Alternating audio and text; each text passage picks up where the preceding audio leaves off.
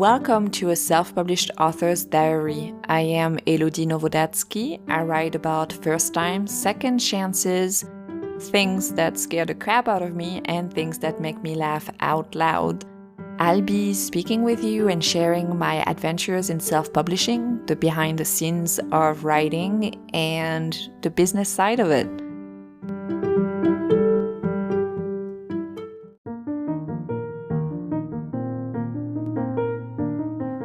And before we get started today, a small message from our sponsor, Anchor. Thanks for listening. So today on the podcast, I am so happy to welcome contemporary romance author Mona Shroff. But before I do, let's talk a little bit about all the books that came out this week. There were a lot of them. Which ones did you get? Or requests from the libraries? I need to know. Please either send me a voicemail, there's the link in the episode's description, or you can leave me a comment on my blog at www.elodienovodatsky.com, or you can send me an email at authorelodienovodatsky@gmail.com. And what have you read recently and what have you reviewed? I need to write 2 raving reviews for Cinderella is Dead and for Pretty Little Wife. Next week, I need to start the episode with I wrote the reviews. Yes, next week, I will release next week on Friday a new episode. I am not planning on releasing an episode this Tuesday. In terms of schedule, I will release episodes every Friday and then either every 2 weeks or every month on Tuesdays. Do not worry, I will continue to discuss my self-publishing adventures. Today after the chat, I'll quickly talk about time. How fitting. I am just about to start reading Wild Woman and the Blues by Denny S. Bryce, and I'm very excited about it. Before starting today's chat, I wanted to share with you the Books for Hope auction. The Kidlit community is coming together to raise money for the COVID crisis in India.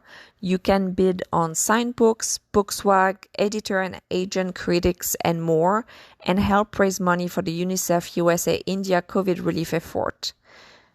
The organizers are US-based children's book authors with roots in the Indian subcontinent. And there are a lot of items to bid on, all for a good cause. The auction takes place from May 7th to May 9th. And all that information I just told you is from their website.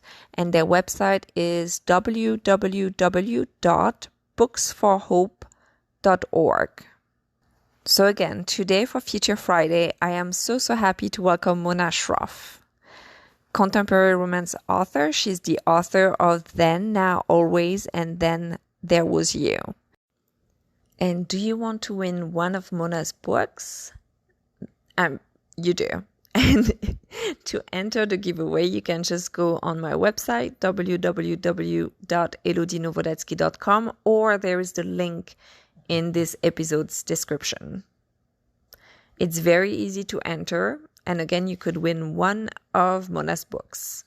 I'm going to read to you the little bio from her Harlequin author page, because she has an Harlequin author page. She's that cool. And from her website. Mona is obsessed with everything romantic, so she writes romantic stories by night, even though she's an optometrist by day. If she's not writing, she's making chocolate truffles, riding her bike, or reading, and is just as likely to be drinking wine or gin and tonic with friends and family. She's blessed with an amazing daughter and loving son who have both gone to college. Mona lives in Maryland with her romance-loving husband. You can find her website at monaDshroff.com, and her last name is spelled Shroff. And she has an Instagram, and her Instagram handle is Mona Shroff Author. Mona and I met several years ago. During, I think it was the Baltimore Book Festival. We recorded our chat last week. And so we talked about the time she met Martha Stewart and almost met Matthew McConaughey, her writing process, receiving the calls from her agent and book deal, and how falling in love isn't the solution for all our characters' issues. It was a very, very enjoyable chat. I loved talking to Mona. And yeah, I hope you enjoy it as well. Hi, Mona. Hi, Elodie. How are you doing? I'm doing great. I'm so excited to be here on your podcast. I know you're like the second. Again, my husband will hear this and says no, that she's the third. So yes, you are the third guest in the podcast. But you're the second author because my husband is not a writer. So, and I was reading your website as I was preparing for this little chat of ours. And you're going to have to tell me about one of her claims to fame is a quick appearance on the Today Show in 2012 as a semi-finalist in the quest for the best homemade birthday cake contest. What was that? That was super fun. So just, I've always done the cake baking in my house, like for nieces and nephews. It's just something that it was a creative outlet before I actually decided to get into writing. And I still like it as a creative outlet. I find it very relaxing and you end up with these sweet goodies and I like to experiment. So anyway, I was doing a bunch of cakes for a bunch of people, our family members and friends and things. And on the Today Show, that year, Natalie Morales turned 40. So they were doing this quest for a homemade birthday cake. So all I had to do was enter literally the recipe and a picture. So I had done a 40th birthday cake for a friend of mine that was shaped like a champagne bottle, not an upright one, but a laying down one. And then I did like mini cupcakes as like the bubbles that were coming out of it. I did 40 of them with like all like the years from when she was born. And it was kind of cute and it was a fun cake. Like it was chocolate, it had brownie in it and whatever. So I just submitted that and lo and behold, literally like 2 weeks later, an intern called me and was like, hey, you're a finalist. Would you like to come to the Today Show? And I was like, what? Like, this is crazy. So it was me and these two other women. One was a woman, we were the same age, and one was a young girl. She was just in college at the time, Emily. And the other woman's name was Kathy. And they transported you. So they paid for me and my cake to get on a train.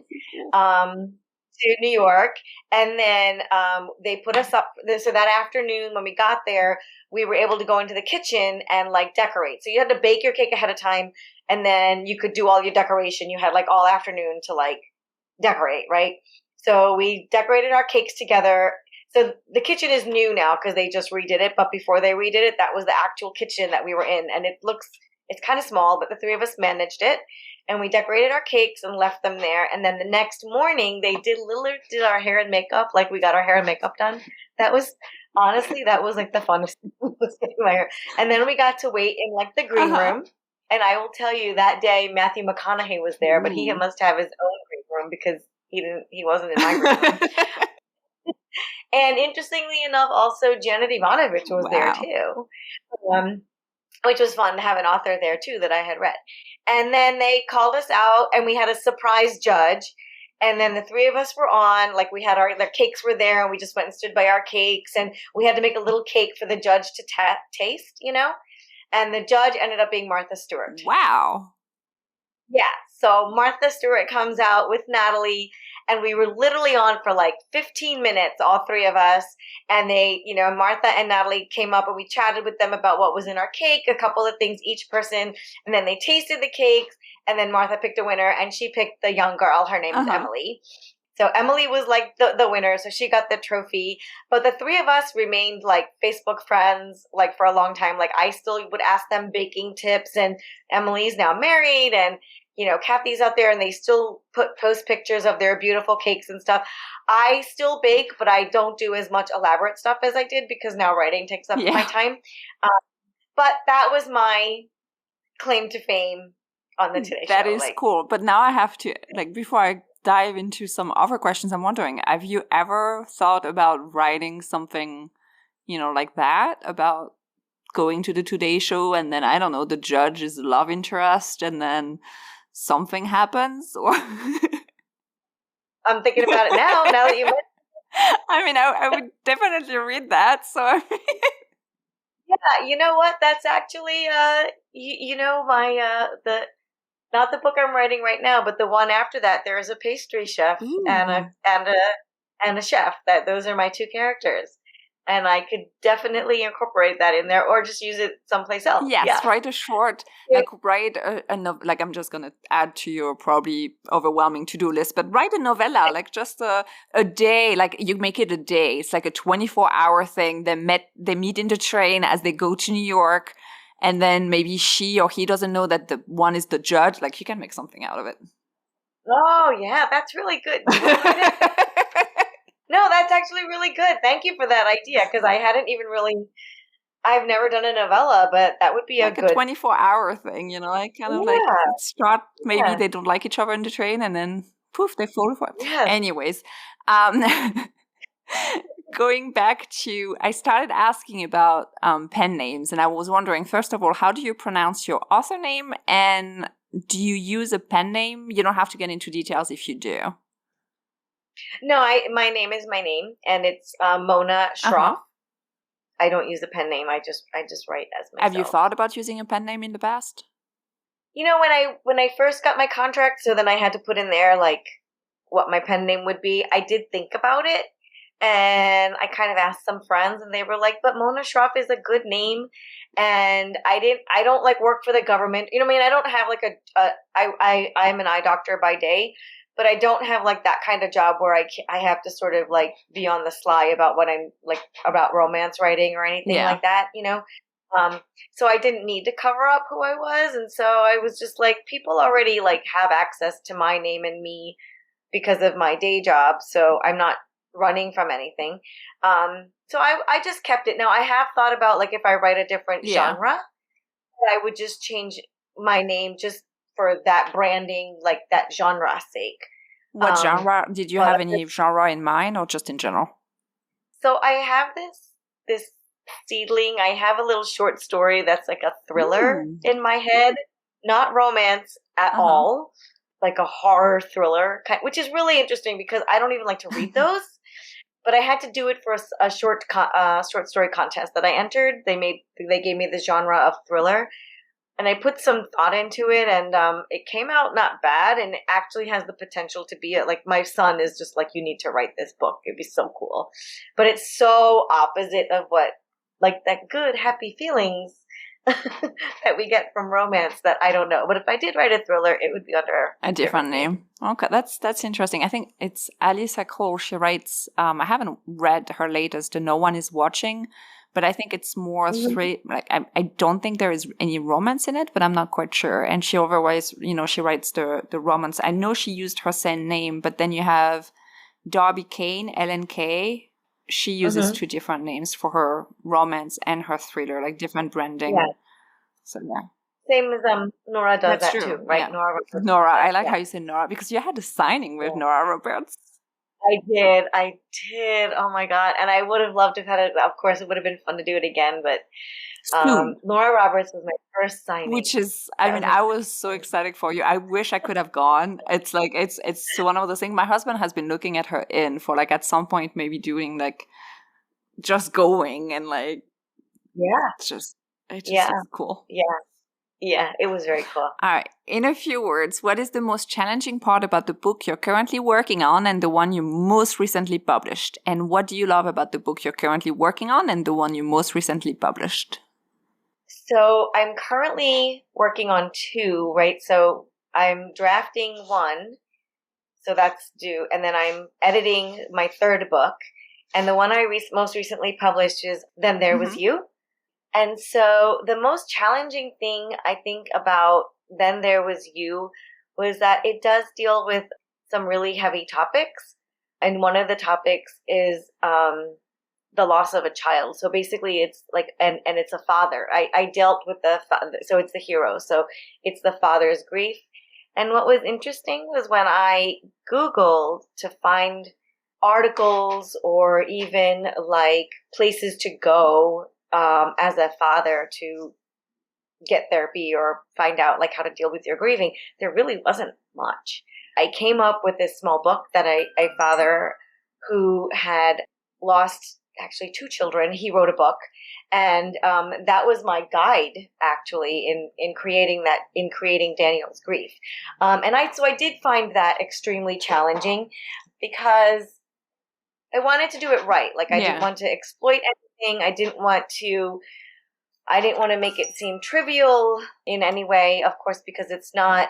So it's a really heavy topic. So I very much treaded carefully, I think, as carefully as I could, but still wanted to sort of deal with the fact that he has these things that he has to deal with. So that was challenging for that one. For my next book that comes out, which I'm editing, the challenging part was, it's always doing that research, but the most challenging of any process for me is this initial draft. So the book I'm writing right now is the initial draft, and it's, I don't know, like you just sat here and you gave me like 3 plot stories, and I'm like, oh my God, I've had this Today Show thing in my life for 10 years. It never occurred to me to be like, hey, maybe that's a plot point, right? That is the hardest part for me, is to pull things like out of thin air. And my friends, my writer friends must get tired of me because I'm like, I need to brainstorm again.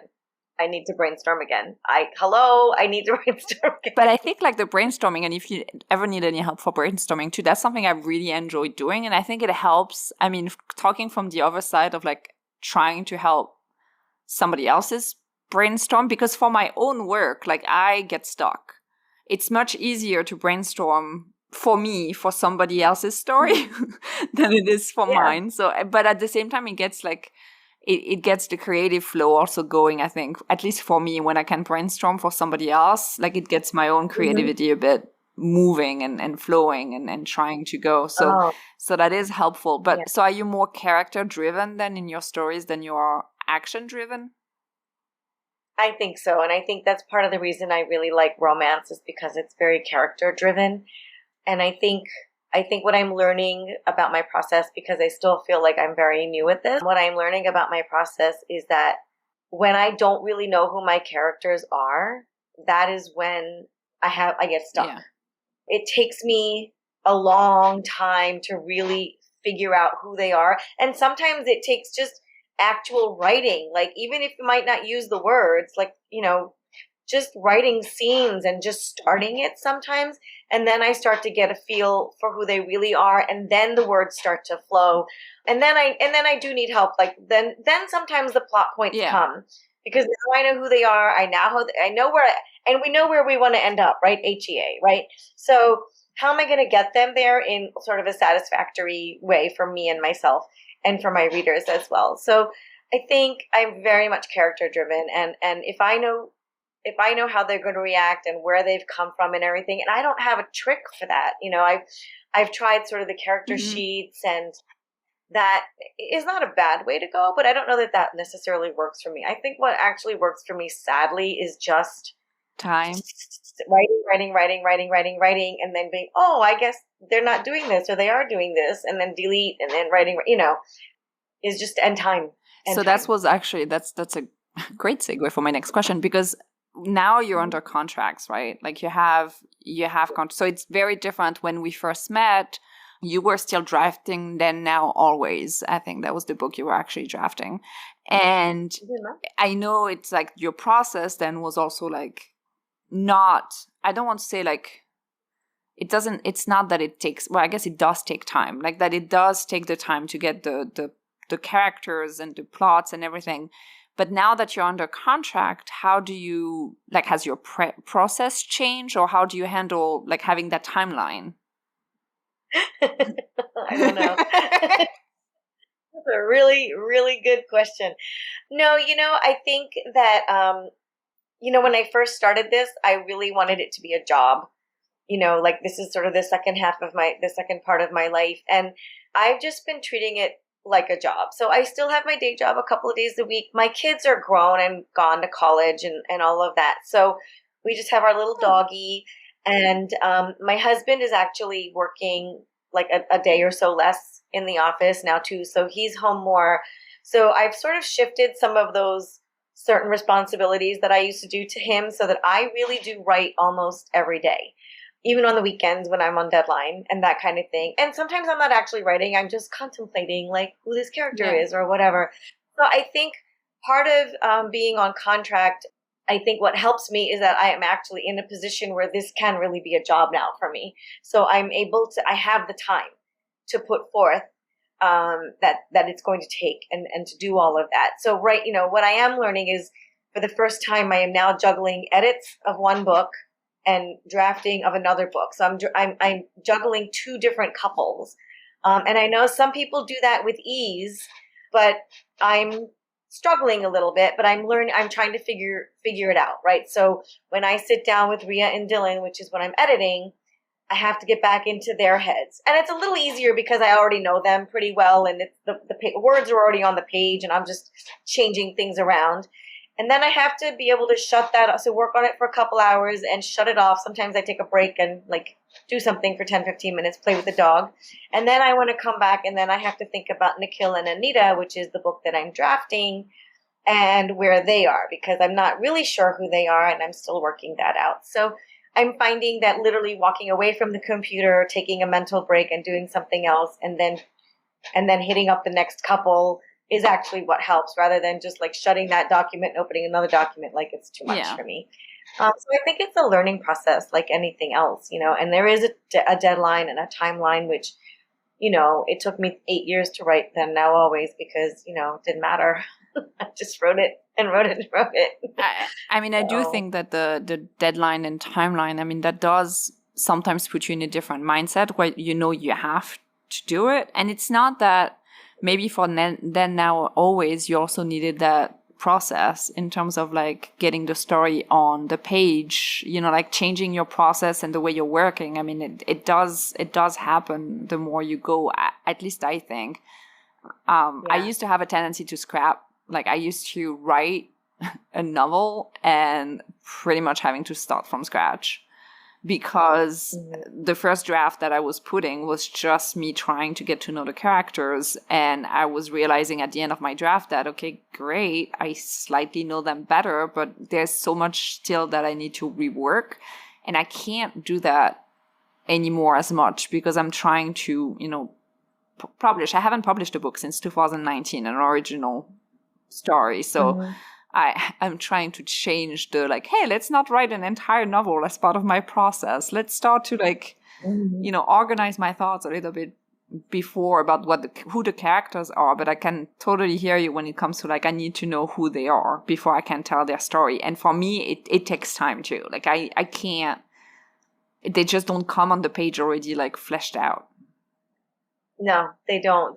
And so this book that I'm drafting, I signed the contract in December, but I was still writing the other book, and it's due June 15th. Whoa. And it's May. And but I'm just holding out faith that once I actually really I'm writing them. And as I'm writing them, I'm getting to know them. And then I think that what it is, it's just going to be a matter of, and I'm lucky because I have that luxury of I can pull time from anywhere at this point, knocking out those words and I'm knocking out words and I'm making progress. And I know that I'm making progress because I'm oh, this would be a great plus to go here. So, but I'm just going to write the words, even though it's and I don't write in order. Yeah, I don't always write in order. Either. Yeah. Right? If I have the idea for their happily ever after, then I'll write that. And I'll put it in, I put it aside, and then it helps me to know where I'm going. So, I have my computer with me everywhere. I take it to the office, and if I have time in between patients, I'm typing away whatever I can to get to know these. And that's how I did, Sam, when I wrote Sam Then Now Always, I had young children, so soccer practice, dance practice, the computer was always there. They were always with me. And I had such a big learning curve with them. I remember my first thing that I wrote and I submitted it for a class. It came back and it was red. And I was oh, and I'm head hopping every other sentence. I didn't even know what head hopping was. The teacher's it's head hopping. And I had to Google it. I'm I don't even know what that means. Oh, then I learned about point of view. So, there was such a huge learning curve with that one. And then also with the book that just came out with Daniel and Annika's book. I had a couple of years to work on that one as well, and still a good learning curve. So the third book that's coming out, Rhea and Dylan, that's probably the first book that I wrote hard on contract. Okay. I knew it had to get done. Like I did a proposal and then it was due in like 6 or 8 months or something, right? And I managed it. And that is one thing that does help me as I'm drafting and I'm so frustrated. Sometimes I'm like, well, you've done it 3 times already. So you know it's possible. And every time you did it, you hit this point, right? And so you know you can. So I try to just ignore not ignore the deadline, but I can't be panicked about it. I just have to do what I'm doing in this moment. I mean, it seems, I don't want to, I'm knocking on wood, but it seems to be working. Right? I mean, that's your 3rd book coming out. So, I mean, it is. And you have more, like you said, you have this one and then you have more under contract, right? Yeah. So I have the 3rd one that I wrote is on contract with HQN. Yeah. And then the next 2 that I wrote the 4th and 5th books are with Special Edition, Harlequin Special Edition. Can you tell me just a sentence about Harlequin Special Edition, what that is? Well, so Harlequin Special Edition is one of the category romances in Harlequin. And Special Edition is basically about like the families as well as the couple, and it incorporates like all of that. So it's kind of what I've written for HQN, but less words. Okay, because I was going to say it seems very familiar to the themes that you have already. So yeah, I think it's similar to the themes that I write already. So I didn't have to hit any new parameters or anything. It's just HQN. I mean, I guess for the writers who are listening, so HQN is about an 85 to 90,000 word contract, and Special Edition is 60. Okay, that makes sense. Have you ever thought about self-publishing? I have. I think I seriously thought about self-publishing in the beginning when Then Now Always wasn't necessarily getting picked up.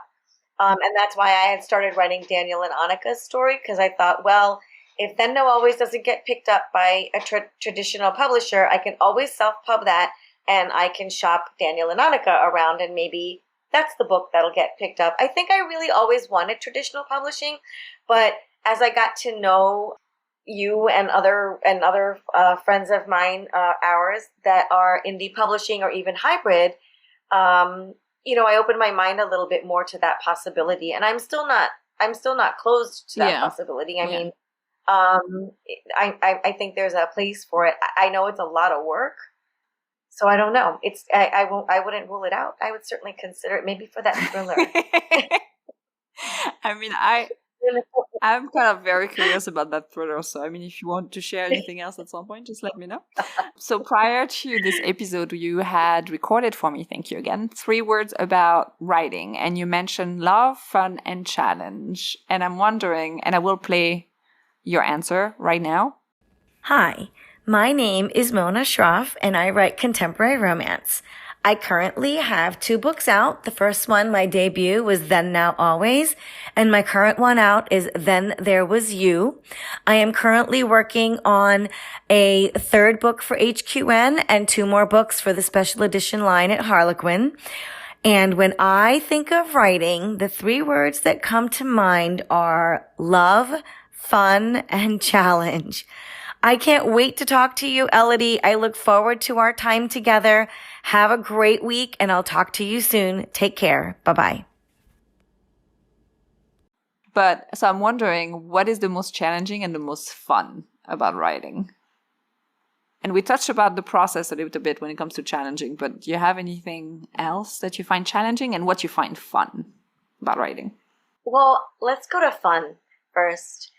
Fun is just, I mean, I think like a lot of us who write, like we have been able to manipulate words since we were children, right? Like writing stories or whatever we were doing.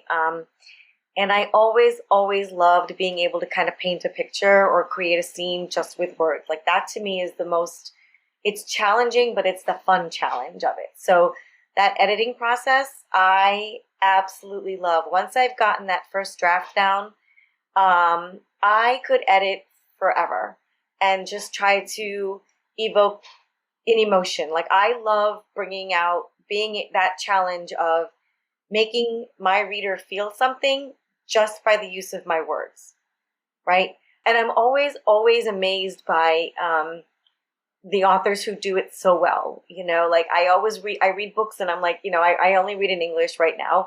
And I'm always amazed by the fact I'm like, I have the same access to the same words you have access to, and you put them together so beautifully. And so that to me is the fun and the challenge of it. Like, I love, and when I do it successfully, like when I have reviewers who come back and tell me they're like, oh, you made me cry, or you made me fall in love with them, like I feel so good because I'm like, okay, I gave you an escape. Like I was able to evoke that emotion. So check box done. So I love that. I've always enjoyed doing that, and to me that is just a really fun thing to do. And the challenge is, that's the fun challenge, and then the hard challenge is like I said, it's putting down that draft. And also, so far I've dealt with a few touchy issues. I mean, I'm trying not to shy away from harder issues. I do tend to shy away from that conflict, a little bit, but I'm trying not to. I'm trying to grow, and I'm trying to add that in. So that's a challenge for me, is to be like, okay, here's a hard topic. Just stick with it and see what you can do, right? Like, be sensitive, but don't shy away from it just because it's a hard topic. And that's what you want to investigate, because it's nice if I can learn something about myself or about other people and what they're going through as I'm writing. So I think, that if you want to be a good writer, I think that, I think you have to sort of delve into those areas that you're not comfortable with. And I'm not comfortable doing that, but it's time. Yeah, and it's also, I think, and correct me if I'm wrong, but also like the fact that we're writing romance, it kind of helps also to, like in the book I'm currently writing, I have a line about like everybody deserves, redeeming love or something. Like, even if you go through hard topic or through hard subjects, or, I think I have like one of the dad of the main character is addicted at some point in his life, and he has like an addiction. And I'm kind of like, it should not be defining him for everything. And it's kind of like, I guess with romance, it helps to also, you shine a light on those hard topics, and then just remember that every person deserves love. And I think it, at least for me, to be able to see it in that, in that light as well, so that the romance hero doesn't have to not have gone through hard times, or to have different things happening to him or her, or all my characters go to therapy, all of them. It's on the page. They go to therapy. Right. I think, and honestly, I feel like this is starting to become a thing for me, because it wasn't in the first book, but in the second book, they go through therapy. I think in the third book, there is therapy. And I believe I'm going to make these next couple go to therapy. Like, it's just like, they go like the hero in the book I'm currently revising. He's kind of like, my therapist in the first chapter, and just trying to, maybe it's not normalizing, it's maybe just talking about it instead of. And I think it's also like, because I think we're also at that point where we don't want the fact that just because you fall in love doesn't mean that all your issues are handled. Yeah. You fall in love with that person. I think that's a wonderful thing. And now you have this wonderful support system. But it doesn't mean, for Daniel, he hasn't dealt with his grief. That's the whole thing. That's his arc, right? He hasn't dealt with his grief. Then he falls in love and he thinks everything's fine. But it really isn't. Yeah. Because he hasn't dealt with it. It's a good step that he's taking, that he's able to love this woman and receive her love. Like, good for you. But your problems aren't gone. Yeah. Right? You have to deal with that. And I think that's why we do that. I think that, that's why I felt the need to put the therapy in there, because I'm like, you have to deal with your issues. She isn't magic. Yeah, and you're right about that. It has a lot to do with the fact that not one person, that one person is not going to be the only thing that A, defines you, and B, becomes your savior in a way, and everything is magically erased and you're fine, and you don't need to talk about the fact that you had issues. No, you're right. And that's the thing. I mean, so I think there's that, it's not a fairy tale happily ever after. I think we try to write a more of a real happily ever after, where they're real people. And I think it makes it more believable and more satisfying in that way, when they're actually dealing with their issues in a healthier manner by the end of the book, at least, right? If they don't start out that way, at least by the end, they're heading in the general direction. Yeah, you're right. And I think that's why about second chance romance, which your first book was also about second chance romance, about how sometimes those characters, when they find each other again, they still have to grow up, but they still have that basis that, and I know in your first book, I mean, they had quite a few hurdles to get through first, but a few lies here and there. Well, yes, yeah. Everybody lies in that book. But you know what? It's in real life, people lie. And if they didn't lie to each other, there wouldn't really be a story.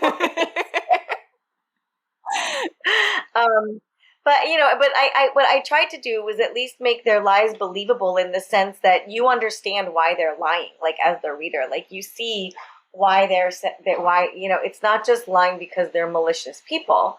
It's lying because they're insecure or they're scared, they're afraid, or they don't trust. Because of these other issues that they have from where they've come which from. they need, it's the fear. I think the fear factor, and that's one of the things for working out, as we were talking about right before, about working out, the past and the issues you may have, and so that you can grow. Again, it's not by that one person, it's just by dealing with the entire whole thing. Yeah. Which is why I like to write about the families, because everybody's exactly. So I have one last question, if I find it, which was actually, I remember it, which was about when you're thinking about your writing career so far, what is one moment that every time you think of it, you smile? I mean, do I have to only pick You can one? tell me more than one. So I think, honestly, when I got that email from my agent the first time, what had happened was I had done live pitching at a retreat to an agent from Bookends Literary, and I had done a Twitter pitch thing to the woman who's my current agent, but she was with a different agency when I pitched to her, but by the time she read it and everything, she was with the same agency with the woman I'd pitched to at my retreat. So now both of them are at the same agency, and they both have my manuscript, and they both liked it. So the first one called me and emailed me, and she's like, this is what has happened. We both have your manuscript, but now Rachel works at this agency. Only one of us are going to take it, and Rachel's going to be the one to take it, and she's going to be the one to give you the call. So I think when I read that email, I think I had to read it 3 times. Because after a while, I stopped comprehending the words, and I think I said it. I showed it to my husband, and I was like, "Can you read that and tell me? Does that say that there's an agent that's going to call me for representation? Is that what it is?" So that's the time that I just think about all the time. And then the second one is when my agent called me to tell me that not only did I have a contract, but that HQN wanted Then, Now, Always, and whatever else my second book was. They wanted 2 books. They didn't want just the one. They wanted 2, and they didn't even know what the second one was going to be yet. And they just wanted it. And I think my agent was underwhelmed with my reaction because I didn't even know what to say. I'm like, I promise you I'm excited, but I'm so confused right now. Like, they want 2 books. They don't even know what the second one is. But so that makes me very happy every single time. And then, of course, the first time I saw my book live, RWA, the first time I saw my book live. And that never gets old. When I did unboxing of Then There Was You at home, it's still incredible. And I can't imagine that would ever get old. But yeah, every time I think about gaining representation and then hearing the fact that I was going to have a 2-book contract, I just, it's those times where you feel like, I can't do this. What am I doing? And then you think about that and you're like, okay, let's just continue. Let's just continue. Those are pretty amazing moments. I mean, that's exciting. Especially, I think, both how far apart were those 2, like the Rachel and the Harlequin? A year. That's also pretty awesome in terms of timeline. It's pretty fast. It's faster. It is pretty fast. And at the time, it feels long. Horribly slow. But yeah, it was actually almost exactly a year because I got Rachel's call in June, and then I got Brittany's call in June as well. This is just congratulations, Mona, because it's just great. So the ending was a bit abrupt, but that's because I had asked Mona to re-record something, like I had forgotten to ask her something. And then we chit-chatted after the chat, and that's when we said goodbye. And so that's why the goodbye is kind of like abrupt at the end of the chat. So I really, really enjoyed talking to Mona. This has been, I mean, it was great to catch up, but I also love talking writing with her and publishing and listening to that baking story. I mean, it's just awesome. And she has so many projects, and also talking about, you know, the romance writing part, where romance is definitely, you know, because we write romance, it's a very, very important part, crucial part, vital part of the story. But it might not be the only thing that the character needs in order to go through their so-called arc, so their character journey. It was very interesting. So I hope you enjoyed it as well. Don't forget, I have a giveaway for Mona's book, one of Mona's books, and you can enter it, and it's going to be running for 2 weeks. So go ahead and don't forget to do that. Next week on the podcast, I will have Katie Upperman. Katie is the author of Kissing Max Holden, The Impossibility of Us, and How the Light Gets In. I have a short preview of that I'm going to share with you right now. And after that little preview, I will talk to you about what has been going on in my writing and self-publishing in the past week. Hi, my name is Katie Upperman. I am a wife and a mom. I am a book lover, and I am an author. I write books for teens and teens at heart, and it is the best job ever. My 3 published books are called Kissing Max Holden, The Impossibility of Us, and How the Light Gets In. And when I think of writing, the 3 words that come to mind are creativity, therapeutic, and community. So, Elodie, thank you so much for having me. I can't wait to talk to you more soon. So this has been a pretty busy week on my side. Oh, and before I start with that, so Katie, who you just listened to in that little introduction, she is actually one of my critic partners and a very dear friend. So I am also very excited to share that chat that we are going to be recording in a few days. And it will be again on the podcast next Friday. So going back to my week, it has been pretty busy. And while I made progress on my revision, I haven't made as much progress as I wanted to. So I think we all have those types of weeks, right? So Mona shared on her Instagram today, which is May 6th, a repost from Emily Duval, which said, respect your writing time. And that's something we had discussed with El Penelope last week on planning that writing time. So I've been doing Pomodoros, 25 minutes and then a short break. And I think that if I start talking in Pomodoros, like when I do my to-do list and everything, instead of saying I will do something for an hour and then I say I'm going to do something for 2 Pomodoros, it does work better. So I'm also going to carve some writing time this weekend. And when it comes to publishing, I am going to be publishing the second part of the bilingual version of Always Second Best and Eine zweite Chance, which is Always Second Best in German. And I'm also going to be uploading the Eine zweite Chance manuscript on Amazon because it's releasing very soon on Amazon. And I mean, you can buy it anywhere if you speak German, if you're learning German. Go for it. And I also just talked to Megan, the narrator. She's not my narrator, but the narrator of Fear Me, Fear Me Not, See Me, See Me Not, and A Summer Like No Other, Megan Carter. And she is going to record the English version for the bilingual versions of One Dream Only. So I'm going to have One Dream Only in German English, and she's taking care of the English part for the bilingual version.